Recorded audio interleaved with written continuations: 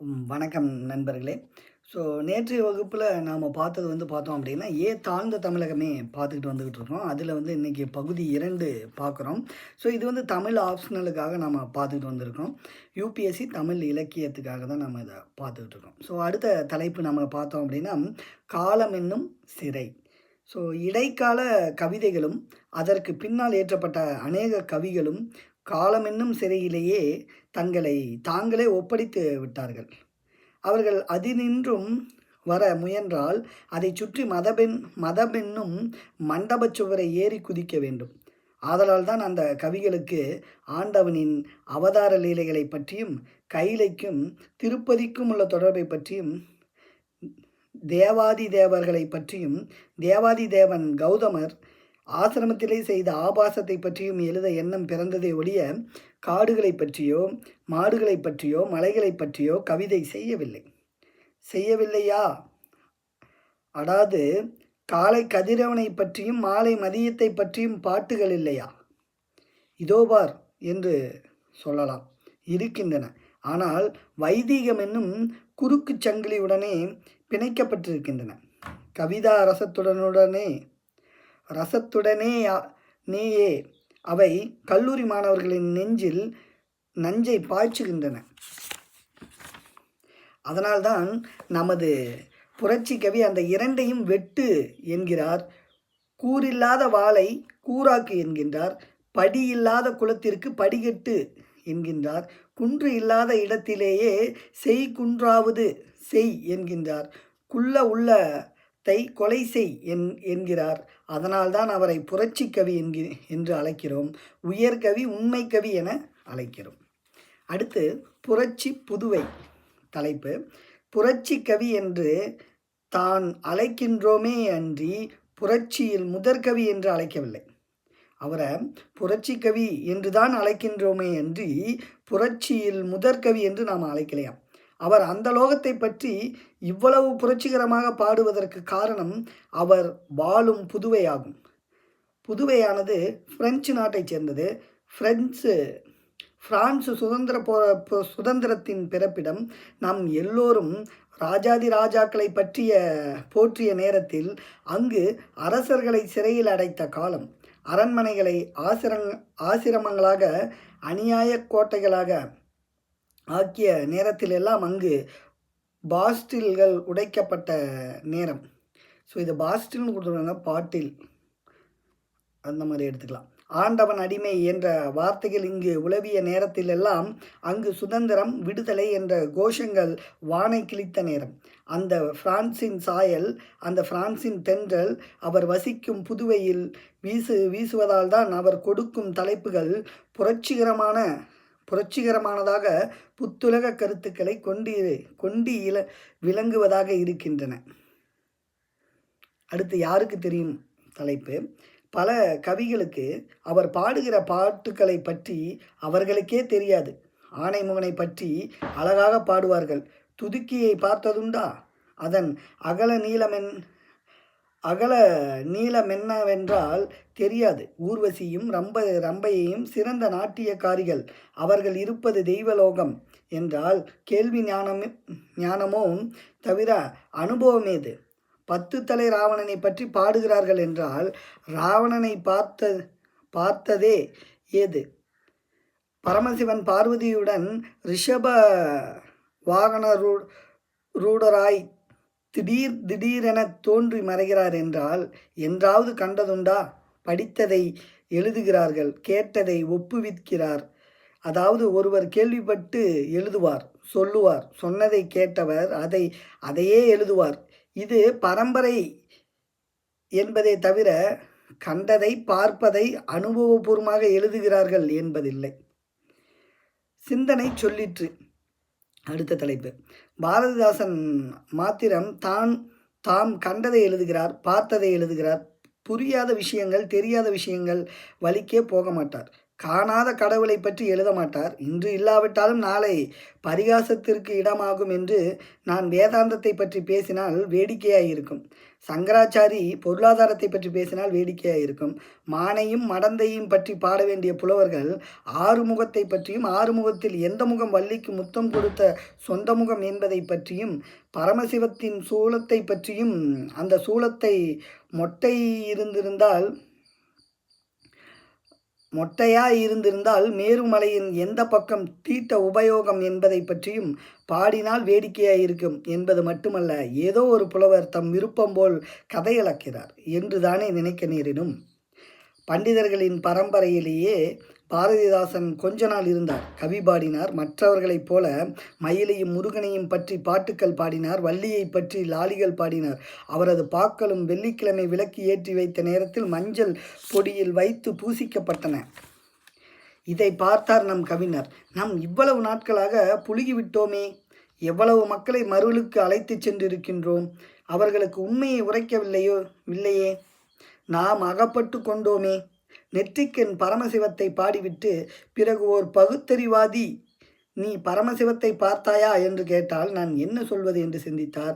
அந்த சிந்தனை அவருக்கு சொன்னது, உனக்கு கவிதை பாட கைலாயம் தானா தேவை, கடவுள் தானா வேண்டும்? சுனையை பற்றி பாடு, பாறையை பற்றி பாடு, தென்றலை பற்றி பாடு, நீல வானை பற்றி பாடு, கோல விழியை பற்றி பாடு, முழு நிலவை பற்றி பாடு, கூர்வாளை பற்றி பாடு, வீரனின் தோலை பற்றி பாடு, வட்ட தாமரையை பற்றி பாடு, அவை உன் பேனாமுனையின் கட்டளைக்கு காத்து கிடக்கின்றன என்று. இதை ஏடெடுத்தேன் கவி ஒன்று வரைந்திட என்னும் அவரது கவிதையிலேயே பார்க்கலாம்.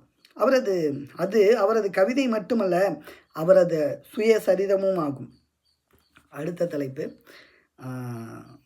அவர் செய்தது அப்படிங்கிற தலைப்பு. அடுத்தது, நம்பத்தகாதவற்றை நம்புவதா, நம்பும்படி நாட்டு மக்களை நிர்பந்திப்பதா? இதைவிட நயவஞ்சக செயல் வேறு ஒன்றும் இல்லை. அந்த லோகமே வேண்டாமென்று இந்த லோகத்துக்கு வந்தார். வந்த கடவுள் முதற்கொண்டு கர்ப்பத்தடை வரைக்கும், காதலிலிருந்து விதவை மறுமணம் வரைக்கும், சுண்ணாம்பு இடிக்கிற பெண்ணின் பாட்டிலிருந்து ஆலைச்சங்கிலியின் நாதம் வரைக்கும், அன்றாட வாழ்க்கைக்கு அவசியமானதை கண்டுகளிப்பதை நாம் பாட வேண்டுமென்றிருப்பதை பாடுகிறார். நாமும் பார்ப்போம். இந்த கட்டழகியின் கண்ணீருக்காவது ஒரு பாட்டு பாட வேண்டும் என்று நினைப்போம்.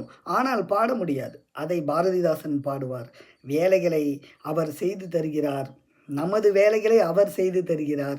நாம் விதவைகளை பார்க்கிறோம். அவர்கள் பூவணியாத கோலத்தை பார்க்கிறோம். அவர்கள் கன்னத்தில் வலிந்து காய்ந்து போன நீரை பார்க்கிறோம். தேம்புதலை கேட்கிறோம். மமதையாளர் அவர்களுக்கு மணவாளர்களும் தேவையா என்று சொல்லுவதை கேட்கிறோம். அவர்களே மாள வேண்டிய வயதில் காமரசம் பருகுவதற்காக கன்னிகளை தேடுவதை பார்க்கிறோம். தாத்தாவுக்கு வாழ்க்கைப்பட்ட பெண் தாழ்வாரத்திலே தனியே புரளுவதை பார்க்கிறோம். அவளது கண்ணீர் தலையணையை நனைத்து கொண்டிருப்பதையும் பார்க்கிறோம். பார்த்து கருத்தை வெளியிட கவிதைகள் கட்டலாமா என்று நினைக்கின்றோம். ஆனால் முடியவில்லை. கவிஞர் பாரதிதாசன் அதை கவிதையால் பாடுகிறார். பாடி இதைத்தானே தம்பி நீ பாட வேண்டும் என்று நினைத்தாய் என்று காட்டுகிறார். நாம் கண்டு மகிழ்ச்சி அடைகிறோம். அவர் கவிதைகளிலே அந்த லோகத்தை பற்றியோ அந்த வாழ்வை பற்றியோ இருக்காது. அடுத்து, காதற்ற ஊசி தலைப்பு. பட்டினத்தடிகள் காலத்திலிருந்துதான் மாய வாழ்க்கை பற்றி மக்கள் அதிகம் நினைக்க ஆரம்பித்தனர். காதற்ற ஊசியும் வராது கான் கடை வலிக்கே என்ற மாய வாழ்க்கை தத்துவம் இன்று உலவுகிறது.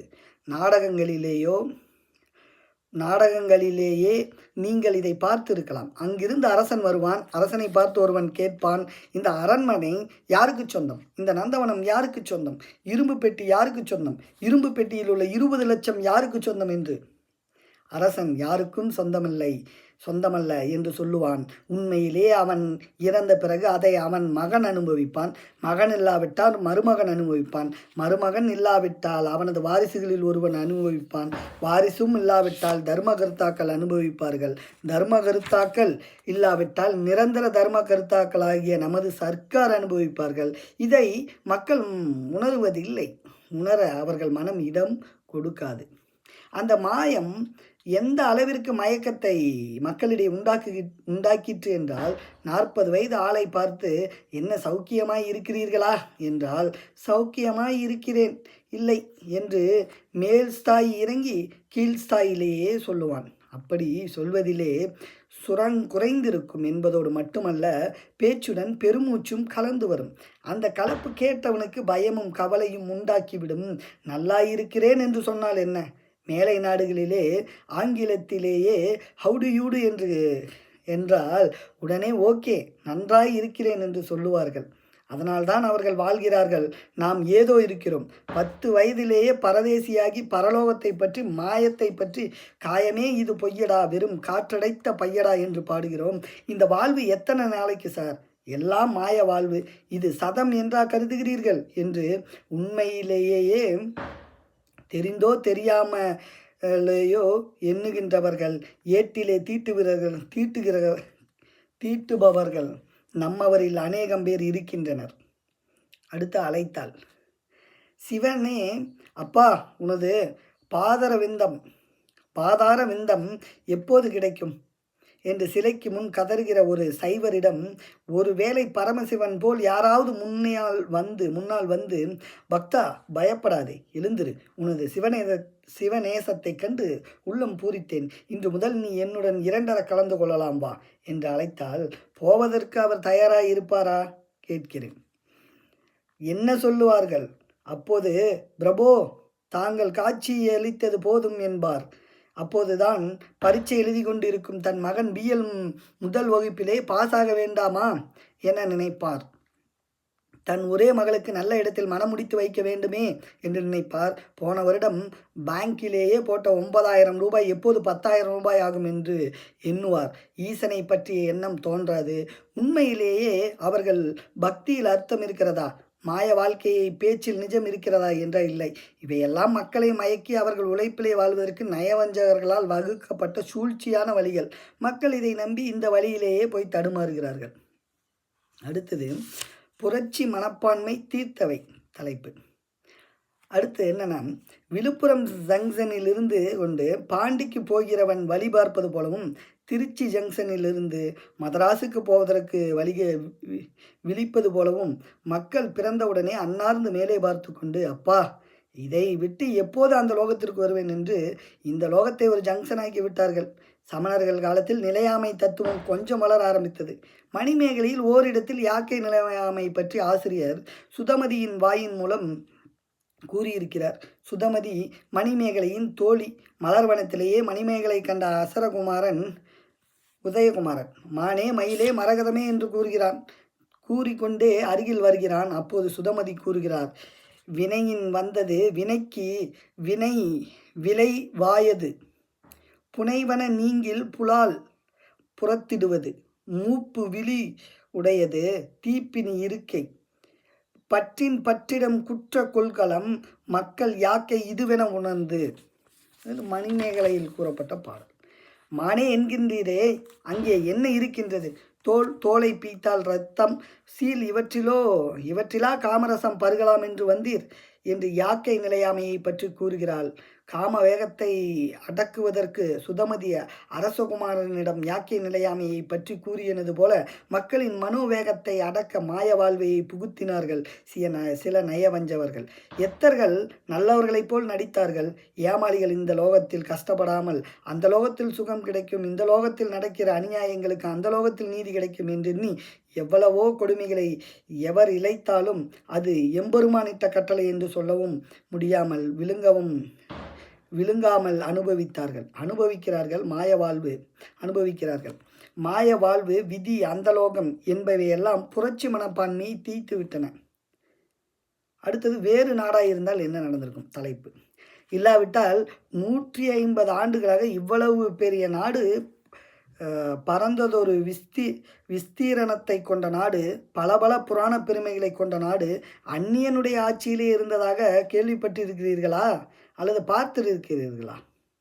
மேலை நாடுகளில் 25 ஆண்டுகளுக்கு ஒரு தடவை புரட்சி என்று படிப்போம். கலையிலே புரட்சி, மதத்திலே புரட்சி, நடையுடை பாவனையிலே புரட்சி, பொருளாதாரத்தில் புரட்சி, எல்லாவற்றுக்கும் எங்கு புரட்சி என்று படிப்போம். எல்லாவற்றிலும் எங்கும் புரட்சி என்று படிப்போம். இங்கு ஏதாவது புரட்சி உண்டா என்றால் இல்லை. இன்று இல்லாவிட்டால் நாளையாவது ஏற்படுமா? கேள்விதான். வங்கத்திலே பஞ்சம் ஏற்பட்டது. பட்டினியில் பல லட்சம் பேர் பிணமாயினர். அந்த பிணத்தை நாயும் நரியும் இழுத்தன என்று இந்த காட்சி என்ற இந்த நிலை மேல் நாடுகளிலே வேறு நாடுகளிலே இந்த நிலை மேல் நாடுகளிலேயே வேறு நாடுகளிலேயே மட்டும் ஏற்பட்டிருந்தால் என்ன நடந்திருக்கும்? அப்பொழுது புரட்சி நடந்திருக்கும். ஆனால் துர்பாக்கியமான இந்த நாட்டிலேயே அது கிடையாது. ஏன் ஏற்படவில்லை? ஆங்கிலேயனுடைய ஆயுதங்களுக்கு அஞ்சியா? இல்லை, புரட்சி மனப்பான்மையை நமது கவிதைகளும் காவியங்களும் அடக்கி விடுகின்றன. ஆதலால் தான். எதனால் ஏற்படவில்லை? ஸோ அப்படின்னு கேட்கும்போது கவிதைகளும் காவியங்களும் அடக்கி விடுகின்றனவா புரட்சி மனப்பான்மையை. அடுத்தது, இருந்தால் என்ன, இறந்தால் என்ன? அதனால்தான் நமது கவி பாரதிதாசன் இந்த லோகத்தை பற்றி பாடுகிறார். இந்த லோகத்தில் நீ பிறந்தது வாழ என்றால் நிம்மதியுடன் வாழ, பிறரை சுரண்டாமல் வாழ், பிறரை வஞ்சித்தால் தான் வாழலாம் என்ற எண்ணம் இல்லாமல் வாழ, சுதந்திரமாய் வாழ என்கின்றார். உருதுவிலே சிறந்த கவியான இக்பால் என்பவர் வாழ்க்கையை பற்றி குறிப்பிடும்போது அச்சமற்ற வாழ்க்கை தேவை என்றார். அச்சமற்ற வாழ்க்கை என்றால் அந்நியருக்கு அச்சமற்ற வாழ்க்கை, அறியாமைக்கு அச்சமற்ற வாழ்க்கை, சமுதாய கட்டுப்பாடுகளுக்கு அச்சமற்ற வாழ்க்கை. அந்த அச்சமற்ற வாழ்க்கையை தான் தமிழன் நடத்த வேண்டும். அதற்கு இடையூறாக எந்த கட்டுப்பாடுகள் வந்த போதிலும் தூளாக்க வேண்டும். இதை தாயின் மேலானை, தமிழகம் மேலானை, தூய என் தமிழ் மேல் ஆணை இட்டே நான் தோழரே உரைக்கின்றேன் என்று அவர் பாட்டில் கூறுகிறார். அவர் கவிதைகளிலே இந்த லோகத்தை பற்றி, இந்த வாழ்வை பற்றி, வாழ்கின்ற முறையை பற்றித்தான் இருக்கும். அதுதான் தேவை. அவர் ஏன் ஏழை? பூர்வ ஜென்மத்திலே செய்த பாவம். அவன் ஏன் பணக்காரனாய் இருக்கின்றான்? அவன் செய்த புண்ணியம். அவன் ஏன் தூங்காமல் வேலை செய்து கொண்டே இருக்கின்றான்? இவன் ஏன் கவலை இல்லாமல் தூங்குகின்றான்? அவள் பூர்வ ஜென்ம பலன். தாழ்ந்த ஜாதி என்ற ஒன்று ஏன் இருக்க வேண்டும்? உயர்ந்த ஜாதி இருக்கிற போது தாழ்ந்த ஜாதி இருந்துதானே ஆகும் என்ற வேதாந்தங்களையும் பிறந்தோம். பரமனிட்ட கட்டளையை அனுபவித்து தானே தீர வேண்டும் என்ற கோலை உள்ளங்களையுமே வளர்ப்பவை எந்த உருவத்தில் இருந்தால் என்ன? கலையாய் இருந்தால் என்ன? காவியமாய் இருந்தால் என்ன? எழுசீர் அடியாய் இருந்தால் என்ன? அந்தாதியாய் இருந்தால் என்ன? அகவலாய் இருந்தால் என்ன? இவை இருந்தால் என்ன? இறந்தால் என்ன? பிற்காலத்திற்கு தேவையில்லை என்று சொல்பவர்களை கலையின் விரோதிகள், கலை நிலை உணரா மக்கள் என்றும், தங்களையும் ஆதரிக்க ஒரு 10 பேர் இருக்கிறார்கள் என்ற துணிச்சலால் சிலர் சிந்தனையின்றி நிந்திக்கலாம். ஆனால் அவர்களுக்கெல்லாம் வருங்கால மக்களின் கண்டனத்துக்குரியவர்கள். அவர்கள் எல்லோரும் வருங்கால மக்களின் கண்டனத்துக்குரியவர்கள். ஏன் சொல்லுகிறீர்கள்? தலைப்பு: மீனாட்சி சுந்தரனார்களும் சிதம்பரநாதர்களும் புத்தம் புது காவியங்களை இயற்றித்தரத்தானே இருக்கிறார்கள். சேரன் செங்குட்டுவனின் வீரத்தை பற்றி ஒரு பாட்டு பாடுங்கள் என்று மீனாட்சி சுந்தரனாரை கேளுங்கள். ஏன் வீரம் சேரன் செங்குட்டுவனில் தான் இருக்கிறதா? கம்பராமாயணத்தில் வீரம் செறிந்திருக்கிறதே என்பார்கள். நான் மீனாட்சி சுந்தரனாரை பற்றி ஏதோ தவறாக கூறுகிறேன் என்று நினைக்க வேண்டாம். ராமனுடைய வீரம் தமிழனுடைய வீரத்திற்கு நல்ல எடுத்துக்காட்டல்ல. தமிழனுடைய வீரத்திற்கு தக்க சான்று உள்ளதை பாடுங்கள் என்கிறோம். புதிய கவிதைகளை பாடுங்கள் என்கிறோம். எங்கள் ஊனக்கண்ணுக்கு தெரியும் பொருளை பற்றி பாடுங்கள் என்கிறோம். சாதாரண மக்களின் சதையும் பீக்கும்படியான கவிதைகளையும் பாடுங்கள் என்கிறோம். தாயின் தன்மை ததும்படி பாடுங்கள் என்கின்றோம். தேயிலை தோட்டத்திலே நமது இளம் பெண்கள் படுகிற கஷ்டத்தை பற்றி பாடுங்கள் என்கின்றோம். பாட்டாளி கொடிய பணக்காரனுக்கு அடிமை, பணக்காரன் பூசாரிக்கு அடிமை, பூசாரி ஏட்டுக்கடிமை, ஏடு கலைக்கடிமை, கலா ரசிகர்களுக்கு அடிமை, கலா ரசிகர்கள் பழமைக்கடிமை என்ற அடிமைத்தனம் அறுபடும் மார்க்கத்தை பற்றி பாடுங்கள் என்கின்றோம். யாராருக்கு அடிமை என்றெல்லாம் சொல்கிறார். ஸோ குட்டி பாரதிதாசன் நாமக்கல் கவிஞரின் மகனார் தியாகியில் தீட்டிய ஒரு கவிதையை பார்த்தேன். நாமக்கல் கவிஞர் வீட்டிலே ஒரு குட்டி பாரதிதாசன் வளர்கிறார். மணி அடிக்கிறதாம். பள்ளிக்கூடம் விட்டு வீடு வருகிறார். வழியிலே சாலைக்கு பக்கத்திலே இலை வீழ்கிறது. சில நாய்கள் பாய்கின்றன, அந்த இலையை வந்து சில நாய்கள் வந்து பாய்கின்றன, அந்த நாய்களுடன் இவர் கண்களும் பாய்கின்றன. ஆனால் ஆச்சரியப்படவில்லை. அந்த வினாடி ஒரு வற்றிய மனித உருவம் வருகிறது.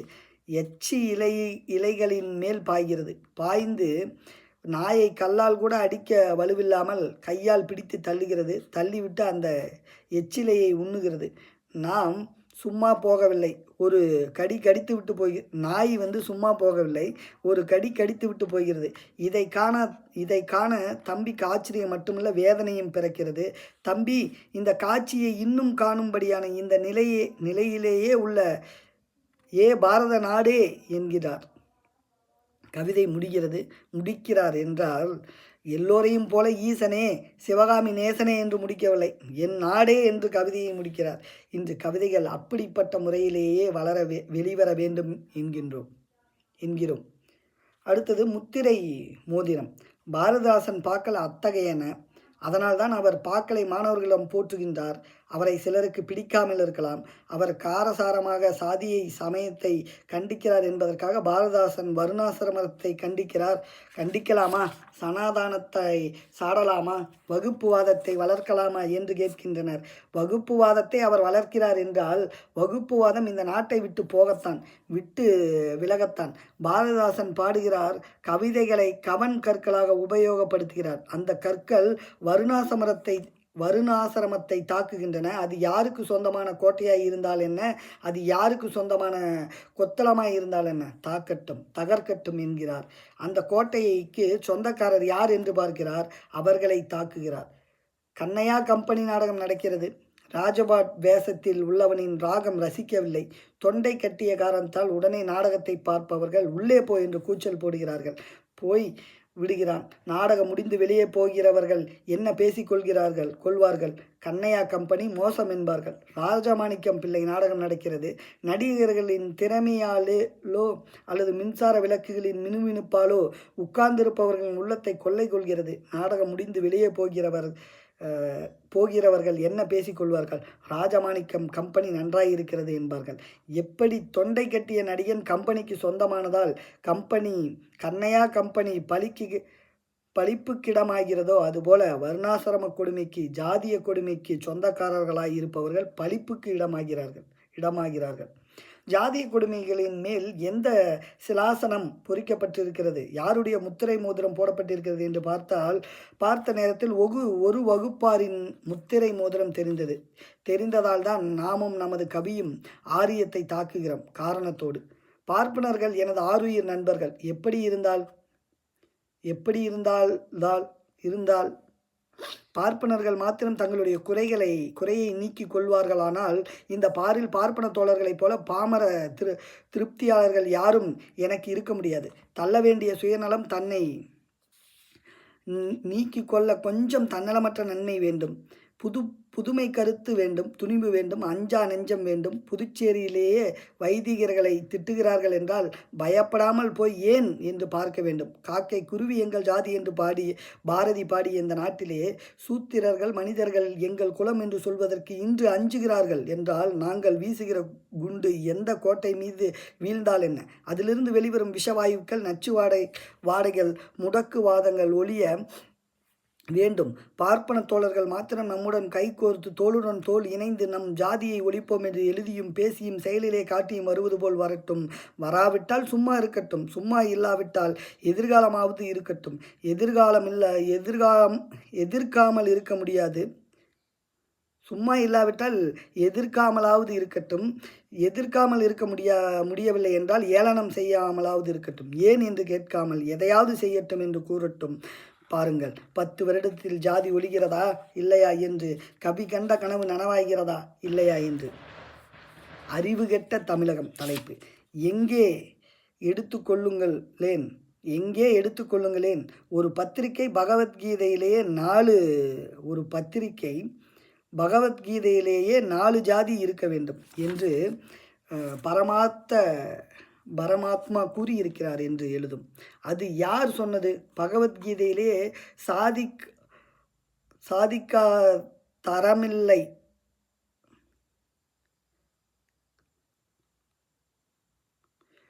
ஸோ யார் சொன்னது? பகவத்கீதையிலே சாதிக்காத சாதிக்காதரும் இல்லை, சாதிக்காரரும் இல்லை.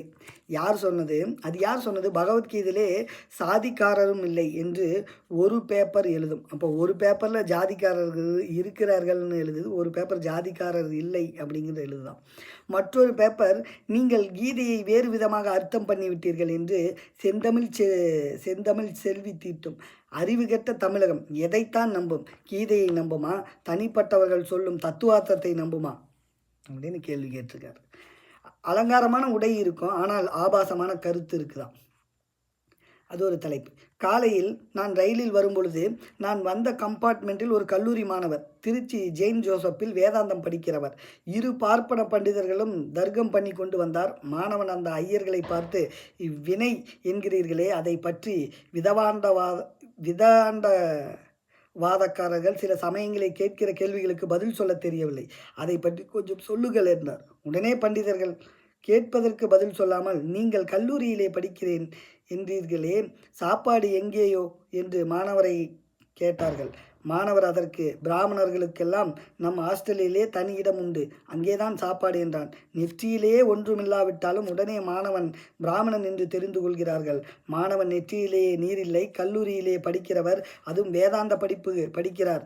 இங்கிலீஷ்காரனும் பார்த்து புது மாதிரி என்று கற்றுக்கொள்வான். அவ்வளவு அழகாக கிராப்பை வாரி விட்டிருக்கிறார். அலங்காரமான உடைதான், ஆனால் ஆபாசமான கருத்துக்கள். மாணவன் பிராமணன் என்று தெரிந்து கொண்ட பிறகுதான் அந்த பண்டிதர்கள் சரி விவாதிக்கலாம் என்கிறார்கள். விவாதம் ஆரம்பமாயிற்று. மாணவன் கேட்டான், ஒருவன் கஷ்டப்படவும் இன்னொருவன் சுகப்படவும் காரணம் என்ன என்று. அதற்கு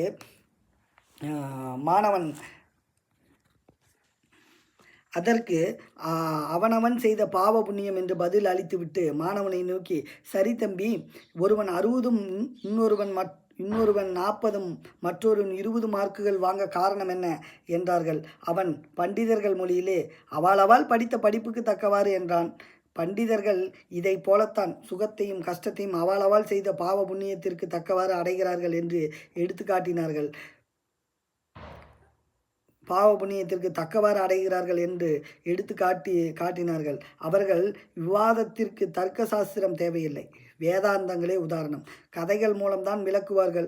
சரி, அது இருக்கட்டும் என்று சற்று நேரம் கழித்து மாணவன், இந்த ஜென்மத்தில் அனுபவிப்பது போன ஜென்மத்தில் செய்த பாவம், போன ஜென்மத்தில் கஷ்டத்தை அனுபவிப்பதற்கு அதற்கு முந்தைய ஜென்மத்தில் செய்த பாவம் என்று போய்கொண்டே இருந்தால் முதல் ஜென்மம், அதாவது ஆண்டவன் உயிரை உடலிலே முதலில் புகுத்திய ஜென்மம், அந்த ஜென்மத்திலே செய்த பாவத்திலேயே கொண்டு போய்விடும். அந்த ஜென்மத்தில் பாவம் செய்ததற்கு யார் குற்றவாளி? படைக்கும் பொழுதே பாவத்தை செய்யாத படியல்லவா ஆண்டவன் படைத்திருக்க வேண்டும். அது இல்லாமல் பாவம் செய்யும்படி படைத்துவிட்டு பாவம் ஏன் செய்தாய் என்று கண்டிப்பது ஒரு குற்றம், பாவம் செய்யாமல் படைக்காதது இன்னொரு குற்றம். ஆக நாம் செய்கிற பாவத்திற்கு குற்றவாளி பரமன் தான் என்று சொல்கிறீர்களா? ஜென்மம் என்பது உண்டா அப்படின்னு கேட்டிருக்காரு. அப்படி இருந்தால் முதல் ஜென்மத்திற்கு முன் என்ன நடந்தது என்று யாராவது கேட்டால் பதிலளிப்பது என்றார். ஸோ பண்டிதர்கள் கொஞ்சம் முறைத்து பார்த்தவர்கள் பண்டிதர்களில் கொஞ்சம் முறைத்து பார்த்தவர்கள், ஜென்மம் என்று ஒன்று உண்டா என்று கூடவா கேட்கிறீர்கள்? நம்பிக்கை இருந்தால்தான் வாதம் எதுவும் தொடங்க வேண்டும். முதல் ஜென்மம் இருந்தது என்று தான் வைத்து கொள்ள வேண்டும். அதற்கு முந்தைய விவரங்கள் சொன்னால் புரியாது. அது இருக்கட்டும், இந்த பிரச்சனையெல்லாம் யார் கிளப்பிவிட்டது? ஈரோட்டு நாயக்கராக தான் இருக்கும் இவர்களெல்லாம் பெரியார்களாம், ஒரு கட்சியின் தலைவர்களாம் என்று பேச ஆரம்பித்தது. விவாதத்திலிருந்து தப்பிக்கொண்டார்கள். இது நான் காலையில் ரயிலில் கண்ட காட்சி. இதுபோல் இன்னும் வர்ணாசிரமம் தாண்டவமாடினால், அதை ஆதரித்து கவிதைகளும் கதைகளும் கட்டுரைகளும் எழுதினால், இந்த சாதி மட்டம், அந்த சாதி உசத்தி என்று, இந்த சாதி மட்டம், இந்த சாதி மட்டம், அந்த சாதி உசத்தி என்று சாதி மடக்கோலை நாம் வைத்திருக்கும் வரையில், வேண்டுமென்றே ஒரு கட்சியின் தலைவரையும் தூற்றுகிற வரையில் இந்த நாடு நற்கதி அடைய மார்க்கமில்லை. யாருக்கு வெட்கம்? அணுகுண்டு சகாப்தத்திலே அப்படிங்கிற ஒரு தலைப்பு. வைதிகத்தையும் மூடப்பழக்கத்தையும் வளர்க்கும் மகாமகத்திற்கு போகாதே என்று சுயமரியாதைக்காரன் சொன்னான் என்பதற்காக கல்கி மகாமக குலத்தையும் அங்கு குழுமிருந்த மக்களையும் படம் பிடித்து காட்டி, இதோ பாருங்கள் சுயமரியாதைக்காரன் காட்டு கூச்சல் போடுகிறானே, எவ்வளவு கூட்டம் இந்த நெருக்கடியான காலத்திலும் அப்படின்னு ஒரு கேள்வி. இதிலிருந்து அவர்களுக்கு பிரசார பலமில்லை என்று தெரிகிறதல்லவா என்பதன் மூலம் சுயமரியாதைக்காரனுக்கு வெட்கம் என எழுதியது. யாருக்கு வெட்கம்? முதலில் கல்கி ஆசிரியர் தமக்கு ஏற்பட்ட அவமானத்தை மறந்து விடுகிறார். இந்த அணுகுண்டு சகாப்தத்திலேயே அழுக்கு நீரிலே குளித்தால் ஆண்டவனுடைய அருளை பெறலாம் என்பதை ஆதரிப்பது போலல்லவா நமது படம் இருக்கிறது என்று அவமானப்பட வேண்டியவர் அவர்தான். ஆகவே எதையும் சுயமரியாதைக்காரன் சொன்னான் என்பதற்காக எதிர்க்காமல் மகாமகம் மடமையை வளர்க்கிறது என்றவுடன் தினமணி ஆதரித்து எழுதட்டும், சுதேசிமித்திரன் தலையங்கம் தீட்டட்டும், ஹிந்து எழுதட்டும், வேண்டுமென்றால் மதராஸ் மெயில் மாத்திரம் மகாமதத்தை ஆதரிக்கட்டும். இந்த நாட்டில் எவ்வளவு காலம் அறியாமை நீடித்திருக்குமோ அவ்வளவு காலம் அவர்களுடைய அந்நிய ஆட்சி நீடித்திருக்கும் என்பதற்காக 10 வருடம் சுயமரியாதைக்காரன் சொல்வதை ஏற்று எழுதட்டும். எழுதாவிட்டாலும் எதிர்க்காமலாவது இருக்கட்டும். பாருங்கள், 10 வருடத்திற்கு பின் இந்த நாட்டிலே ஜாதி இருக்கும் என்று நினைக்கிறீர்களா? அஞ்ஞானம் இருக்குமா? தீண்டாமை இருக்குமா? எல்லாம் போன இடம் தெரியாமல் போய்விடும். அடுத்து ஒன்றுபட்டால் உண்டு வாழ்வு. பாரதியார் கூட ஒன்றுபட்டால் உண்டு வாழ்வு, நம்மில் ஒற்றுமை நீங்கில் அனைவருக்கும் தாழ்வு என்று கூறினார். இதை சொல்லியும் ஒரு கத்தை குச்சியை ஒடிக்க முடியாது, தனியாக இருந்தால்தான் ஒடித்து விடலாம் என்று சொல்லியும் பள்ளி மாணவர்களின் ஒற்றுமையின் அவசியம் போதிக்கப்படுகிறது. ஒற்றுமை என்றால் அதற்கு ஒற்றுமை என்றால் எதற்கு ஒற்றுமை? நெருப்புக்கும் நீருக்குமா? மானுக்கும் புலிக்குமா? பினாயிலுக்கும் தண்ணீருக்கும் பேதம் இருக்கும். அதனால் அதில் ஒற்றுமை காணுதல் என்றால் முடியுமா அப்படின்னு கேள்வியில் முடிச்சிருக்காரு. அடுத்தது வேற்றுமையில் ஒற்றுமை. இந்து முஸ்லீம் ஆகிய இருவரும் சமுதாயங்கள் பல துறைகளிலே வேற்றுமையை கொண்டவை. அவற்றில் ஒற்றுமை என்றால் ஏற்படுமா? வேற்றுமையில் ஒற்றுமை காட்டு அதற்குரியது. வேற்றுமையில் ஒற்றுமை காட்டு அது தர்க்கத்துக்குரியது. மாணவர்கள் கேள்வித்தாளுக்குரியது நாட்டுக்குரியதா? நாட்டில் நடவாது அதை உச்சேத்தித்தது தான் நாட்டிலே நடவாது அதை உத்தேசித்தது தான் நமது புரட்சி கவிஞர். இன்றும் உலகம் பொது உடைமை பேசுவதை கடுமையாக கண்டிக்கிறார். இனம் கலந்தால்தான் இடரும் என்கின்றார். சனாதான ஊற்றை தூர்க்க வேண்டும் என்கின்றார். வருணாசிரமத்தின் வாயிற்படியை அடை என்கின்றார். வேதாந்தம் சித்தாந்தம் எல்லாம் வேலை ஒளிந்த நேரத்தில் ஆண்டிகள் விவாதிக்க வேண்டிய பொருள். கொலை வாளை எடு, முதலில் கொடியோர் செயலை அறவே ஒழிப்போம் என்றும் மகராசர்கள் உலகாளுவதா என்று கேட்கிறார். அடுத்து கொலை வாளினை எடு. அந்த காலத்தில் தலைப்பு, அந்த காலத்திலேயே தான் கஷ்டம் ஏற்பட்டால் இட்டமுடன் என் தலையில் இட்டவனும் செத்து விட்டானோ, முட்ட பஞ்சமே வந்தாலும் பரமனுக்கே என்று பாரம் பலிகளை அவன் மேல் சுமத்தினார்கள். பதிலை எதிர்பார்க்காமல் இடைக்காலத்தில் கேட்ட வரம் அளிக்கும் கீர்த்தியுள்ள தெய்வங்கள் கூட்டோடு எங்கே குடிபோயினர் என்று கடவுளை புலவர்கள் தேட ஆரம்பித்தார்கள். ஆனால் பாரதிதாசனும் கடவுளை காண முடியவில்லை. ஆகையால் கடவுள் வந்து கடுங்கோளர்களை தண்டிப்பார் என்று நினைக்காதே, கொலை வாளினை எடுடா, நாம் தான் அந்த மத்தர்கள் மண்டையிலே அடிக்க வேண்டும் என்கிறார். அந்த கால மக்கள் கொடுங்கோல் மன்னன் வாழும் நாட்டில் கடும் புலி வாழும் அந்த கால மக்கள் கொடுங்கோல் மன்னன் வாழும் நாட்டிலேயே கடும் புலி வாழும் காடு நன்றே. கொடுங்கோல் ஆட்சி செய்கிற மன்னன் வாழும் நாட்டில் அதுக்கு பதிலாக கடும் புலி வாழும் காடே நன்று அப்படின்னு என்று அரண்மனையை விட ஆரண்யமே மேல் என்று ஆரண்யம் புகுந்தார்கள். அரசாட்சியை பற்றி கவலைப்படாமல் பாரதியார் வந்தார். தனி ஒருவனுக்கு உணவில்லை எனில் இந்த ஜகத்தினை அழித்திடுவோம் என்று அழகாக அரசியலை தாக்கிச் சொன்னார் மக்களை. ஆனால் பாரதிதாசனும் கொலை வாளினை கையில் கொடுத்து நேரே நம்மை களத்திலேயே கொண்டு வந்து நிறுத்துகிறார். அடுத்து காதலும் வீரமும். பாரதிதாசன் தென்றலை பற்றியும் தமிழை பற்றியும் வீரத்தை பற்றியும் தானே பாடினார். காதலை பற்றியும் பாடியிருக்கிறாரா என்றால் வேண்டிய மட்டும் பாடியிருக்கிறார். அவர் கவிதை பகுதிகளில் எந்த பகுதியை படிக்காவிட்டாலும் காதல் பகுதியை பற்றி யாரும் படிக்காமல் இருக்க மாட்டார்கள் என்பதற்காக.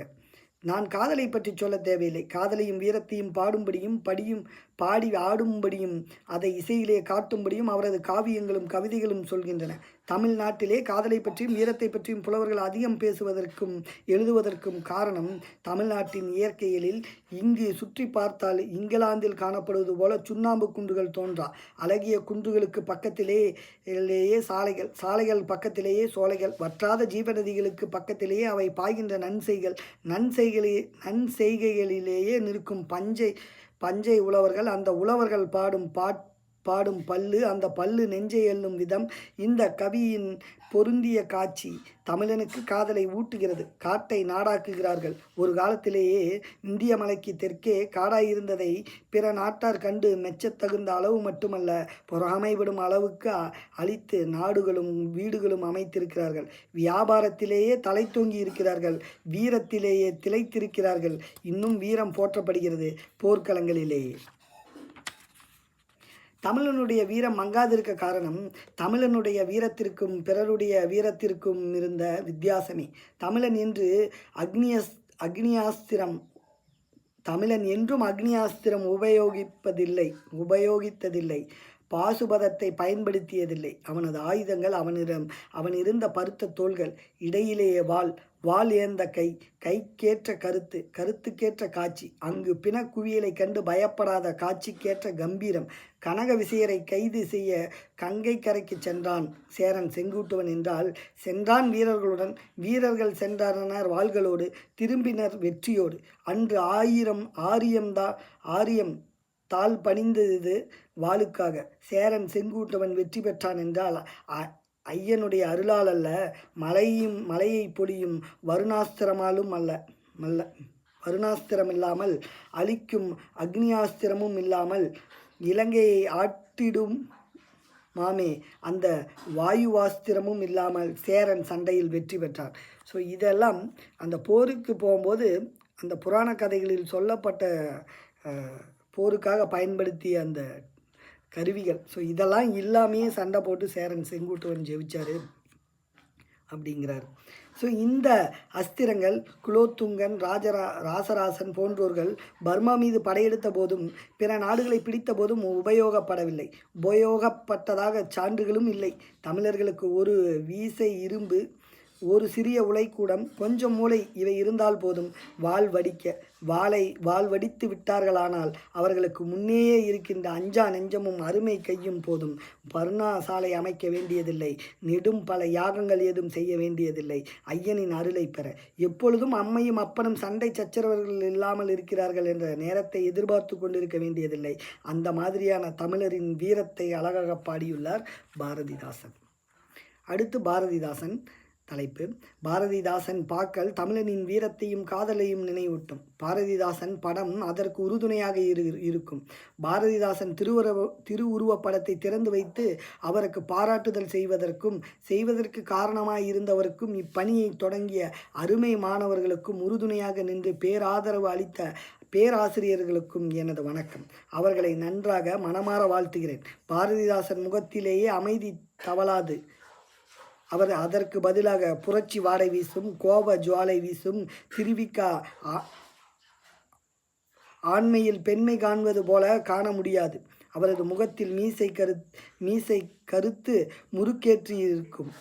முறுக்கேறி இருக்கும். அவருடைய முகத்தில் யோகத்தின் சின்னங்களை காண முடியாது, தியாகத்தின் தழும்புகளை காணலாம். அவர் அண்மையிலே புதுவையில் சிலரால் காலித்தனமாக தாக்கப்பட்டார். ஆனால் புதுவையில் பட்ட தியாக தழும்புகள் இந்த படத்திலேயே தெரியாது.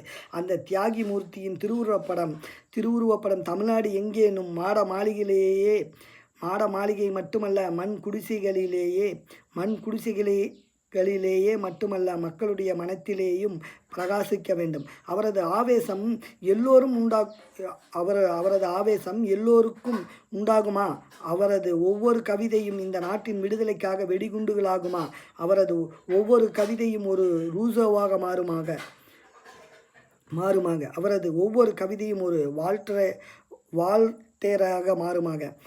தாழ்ந்த தமிழ்நாடே, தேய்ந்த தமிழ்நாடே, தன்னை மறந்த தமிழ்நாடே, தன்னலமற்ற தமிழ்நாடே, நன்றி கெட்ட தமிழ்நாடே, கலையை உணராத தமிழ்நாடே, கடவுளின் லட்சணத்தை அறியாத தமிழ்நாடே, மருளை மார்க்கத்துறை என்றெண்ணிடும் தமிழ்நாடே, ஏ சோறுற்ற தமிழ்நாடே, வீறு கொண்டு எழு, உண்மை கவிகளை போற்று, உயர் கவிகளை போற்று, உணர்ச்சி கவிகளை போற்று, புரட்சி கவிகளை போற்று, புத்துலக சிற்பிகளை போற்று என்று கூறி உங்கள் அனைவரின் சார்பாகவும் பெருமையுடனும் மகிழ்ச்சியுடனும் புரட்சி கவிஞர் பாரதிதாசன் அவர்களது திருவுருவப் படத்தை திறந்து வைக்கின்றேன்.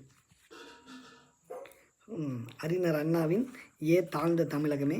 ஸோ ஃபுல்லாக நம்ம பார்த்துட்டோம். இந்த பகுதி 2வது வீடியோ இதுலேயும் பார்த்துட்டோம். ஸோ இதில் என்னென்ன யூபிஎஸ்சி மெயின்ஸில் என்னென்ன தமிழ் ஆப்ஷனலில் என்னென்ன கேள்விகள் கேட்டிருக்காங்க. ஸோ இந்த பாடம் இப்போ முடிஞ்சுது. இதை பேஸ் பண்ணி நம்ம எப்படியெல்லாம் எழுதலாம் அப்படிங்கிறதெல்லாம் நம்ம அடுத்த வீடியோவில் கண்டினியூவாக பார்ப்போம். ஸோ நம்மளுடைய சேனல் வந்து உங்களுக்கு பிடிச்சிருந்தது, சன்சி ஐஏஎஸ் அகாடமி அந்த பேஜ் வந்து நீங்கள் வந்து ஷேர் பண்ணுங்கள், சப்ஸ்கிரைப் பண்ணுங்கள், லைக் பண்ணுங்கள். ஸோ இது போன்ற காணொளியில் மீண்டும் பார்ப்போம். நன்றி, வணக்கம்.